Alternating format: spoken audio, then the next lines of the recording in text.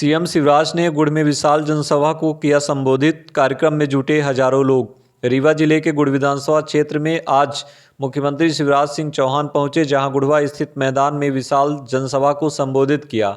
मुख्यमंत्री शिवराज सिंह चौहान ने जनता को संबोधित करते हुए कहा कि मध्य प्रदेश के विकास में किसी भी तरह से मैंने कमी नहीं की है और आने वाले समय में भी विकास कार्य इसी तरह से होते रहेंगे। भाजपा सरकार रहते गुड़ विधानसभा क्षेत्र में चाहे सिंचाई परियोजना हो या फिर सोलर पावर प्लांट, टनल और अन्य विकास कार्य भाजपा सरकार बनने के बाद ही संभव हो पाया है। भाजपा की जन कल्याणकारी योजनाओं से हर गरीब, मजदूर और किसान लाभान्वित हुआ है और उन्हें आत्मनिर्भर बनाने के लिए सरकार ने उत्कृष्ट कार्य किए हैं। लाडली बहनों और बेटियों को आर्थिक सामाजिक रूप से सक्षम बनाया गया है।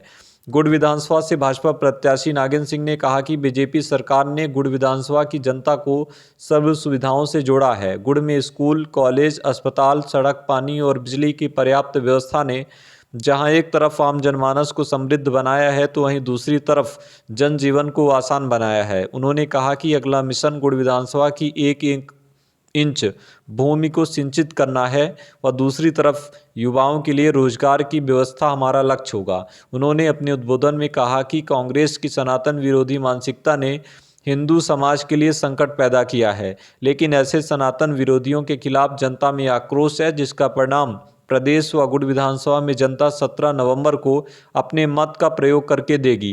कार्यक्रम में मुख्य रूप से रीवा सांसद जनार्दन मिश्रा, त्योंतर विधानसभा से भाजपा प्रत्याशी सिद्धार्थ तिवारी, बीजेपी जिला अध्यक्ष अजय सिंह, जिला पंचायत अध्यक्ष नीता कोल, जिला पंचायत उपाध्यक्ष प्रणव प्रताप सिंह, उत्तर प्रदेश विधायक शीतला पटेल, माया पटेल, बालेन शुक्ला, सुरेश त्रिपाठी, राजगोपाल मिश्राचारी, विशंबर नाथ पटेल, मुनराज पटेल, तीनों मंडल अध्यक्ष कपूर चंद सोनी, उपेंद्र सिंह, प्रदीप त्रिपाठी, भाजपा नेत्री अंजू मिश्रा, विमलेश मिश्रा सहित हजारों कार्यकर्ता, पदाधिकारी व आम जनता जनार्दन उपस्थित रही। ये कह रहे थे कि कांग्रेस ने जिनने कांग्रेस को सींचा उनको ही धोखा दिया, उनके परिवार को भी धोखा दिया। और ये आज की कांग्रेस धोखेबाज कांग्रेस है, दगाबाज कांग्रेस है, बेईमान कांग्रेस है। और मैं नहीं कह रहा, आजकल तो उनके सहयोगी गठबंधन के लोग, अखिलेश यादव ने कल कहा कि कांग्रेस तो चालू कांग्रेस है। चालू बताओ, ये चालू कांग्रेस भला कर सकती है क्या?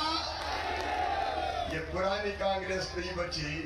मेरी बहनों और भाइयों, अगर ये आ गए तो 1.25 साल बीच में आए थे, 1.25 साल मामा नहीं था, कमलनाथ मुख्यमंत्री बन गए थे, तो बताओ इन्हें सब योजना बंद कर दी थी कि नहीं?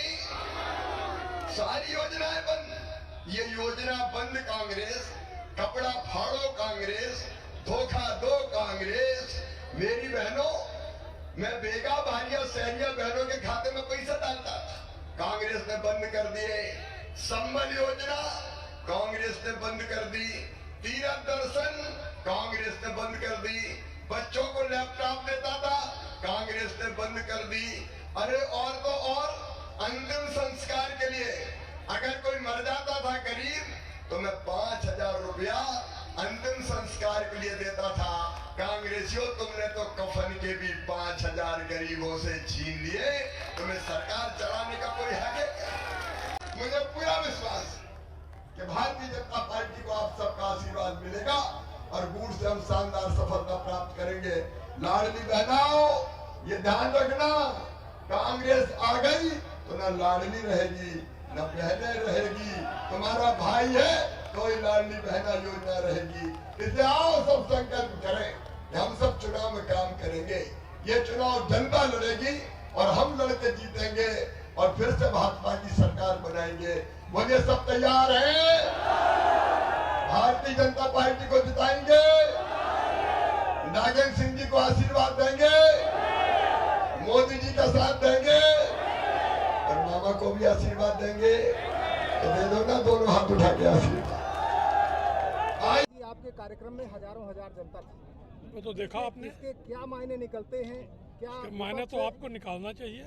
नहीं, जैसे एंटी इनकम्बेंसी की बात कर रही है विपक्ष, हाँ। और काफी विश्वास दिखा रहे हैं कि इस बार कांग्रेस की सरकार बन रही है, लेकिन ये भीड़ देखने के बाद तो ऐसा समझ में नहीं आता कि एंटी इनकम्बेंसी। अभी आप खुद कह रहे हैं तो अच्छी बात है। नहीं तो आप क्या कहना चाहते हैं? अरे मैं तो कह कांग्रेस रहा हूँ, वालों को क्या कहना चाहते हैं? कांग्रेस वाले देख लीजिए, और कांग्रेस ने तो सबसे बड़ी गलती की जो एक आपराधिक चरित्र वाले व्यक्ति को यहाँ मैदान में उतारा। क्या कांग्रेस के पास और कोई सामान्य प्रकृति का कार्यकर्ता नहीं था? और जब सनातन धर्म पर बराबर चोट हो रही है और कांग्रेस उसमें सहभागी है, उसके बाद भी एक ऐसे व्यक्ति को उतारना जो जिसका स्वयं चरित्र दागदार हो, कहाँ तक कांग्रेस के लिए उचित था? और उसी की प्रतिक्रिया के स्वरूप आपने ये जनसैलाब देखा है। भाजपा ने भी तो सोच समझकर एक अनुभवी व्यक्ति को टिकट दिया है, शायद तो इसीलिए दिया है। भाजपा तो हमेशा सब सोच समझ के ही काम करती है, तभी ना इतनी अच्छी अच्छी योजनाएं लाती है। अभी यहाँ आपके कौन से ऐसे काम है विकास कार्य के जो बचे हुए हैं जिन्हें वो मैंने माइक पर से बोल दिया है। कुछ सिंचाई का पोर्शन बचा है, नाविकों के रोजगार की व्यवस्था करनी है। वो माननीय मुख्यमंत्री जी ने बोल भी दिया कि हर परिवार को एक रोजगार अगले कार्यक्रम में मिलेगा। सिंचाई का उन्होंने घोषणा कर दी है कि एक एक इंच भूमि सिंचित हो जाएगी अगले चुनाव के आने के पहले। जैसा कि अभी 8 विधानसभा क्षेत्र में भाजपा के विधायक हैं, जी, आपका अनुभव राजनीति का क्या कहता है इस बार? अब 9 नहीं है, नहीं तो हम 9 जीतते।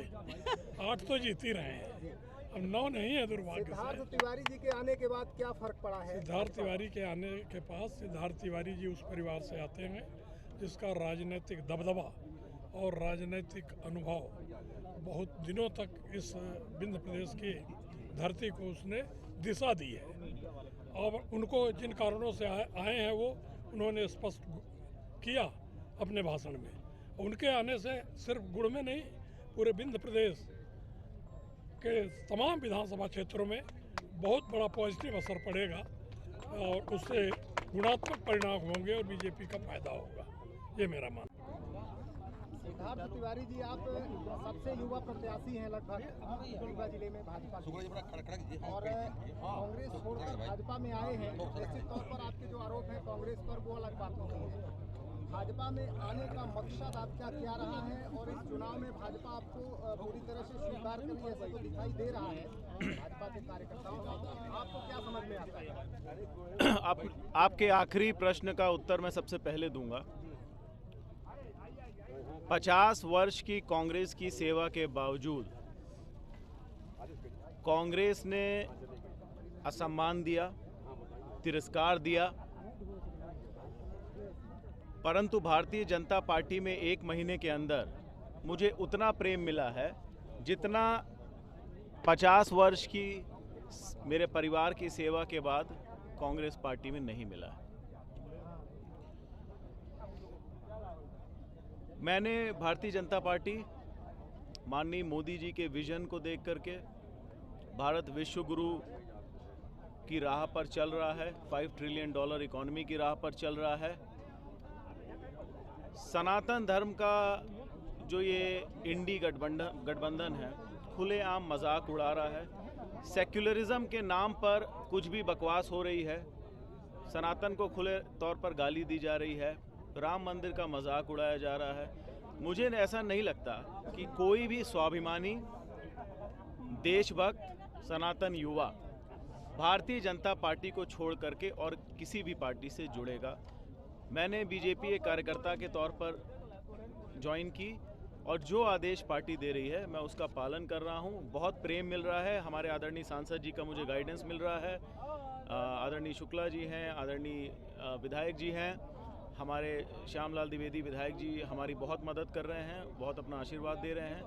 तो भाजपा में स्वीकार्यता काफ़ी है, परिवार के छोटे बेटे जैसे सबने प्रेम दिया है और मैं पार्टी के लिए कार्यकर्ता के रूप में काम करता रहूँगा। आपके घराने से लगभग 10-5 हज़ार हर विधानसभा क्षेत्र में ऐसे लोग जुड़े हैं जो ब्लाइंड सपोर्टर हैं, उनको आप किस तरह से मैसेज दे पाएंगे? कार्यक्रम में क्षेत्रीय जो भी प्रत्याशी है उसके प्रचार में जाएंगे या कोई दूसरा आपका तरीका? आपने देखा आज मैं गुड़ आया हूँ, रीवा में मैं रहता ही हूँ और मैं एक दिन अभी देवतालाब भी गया था। जहाँ भी पार्टी मांग करेगी वहाँ जाऊँगा और मैसेज एकदम क्लियर है। सबसे बड़ा मैसेज तो मैंने ज्वाइन करके ही दे दिया और मैंने खुले तौर पे कहा था, फिर एक बार कहता हूँ, कांग्रेस विंध्य में सिर्फ दो तरह के लोगों को पसंद करती है। पहले सामंती, जिसका बहुत बड़ा उदाहरण आपके विधानसभा में, गुड़ विधानसभा में है और बगल की चुरहट विधानसभा में है, और दलाल जो कांग्रेस पार्टी ने विंध्य में जिस तरह की दलाली कराई है, पराकाष्ठा तब हो गई ट्रांसफ़र उद्योग की जब रीवा ज़िले में ही हमारे माननीय कमलनाथ जी की सरकार में सरपंच का ट्रांसफ़र हो गया था, आप सबको पता है। तो सामंती विचारधारा और दलाली चरम सीमा पर है। कांग्रेस को यही पसंद आता है। दो पिता और दो पुत्रों की पार्टी मध्य प्रदेश में बनकर के रह गई।